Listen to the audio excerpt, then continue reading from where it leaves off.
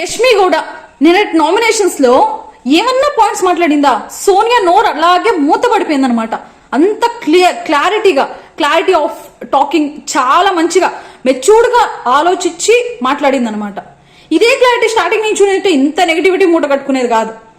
ఇక్కడైనా ఇంత మీన్స్ కొంచెం ఆలోచించి గేమ్ ఆడి ఆలోచించి మాట్లాడినా, ఆలోచించి ఏదన్నా చేసే ముందు కొంచెం ఆలోచిస్తే కొంచెం నెగిటివిటీ తగ్గే ఛాన్సెస్ ఉండి కొంచెం అట్లీస్ట్ హాఫ్ సీజన్ అన్నా ముందుకెళ్లే ఛాన్సెస్ అయితే ఉన్నాయి. అండ్ సోనియా అక్క, మరి రాధిక అక్క, ఏంటక్క ఈ మాటలు? ఇంకా నువ్వు ఆపట్లా. నాకు సార్ అన్ని మాట్లాడినా కూడా నువ్వు ఇంకా మారలా.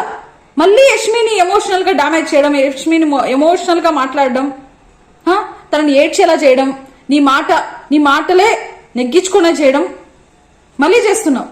మళ్ళీ తన డ్రెస్సింగ్ గురించి మాట్లాడడం.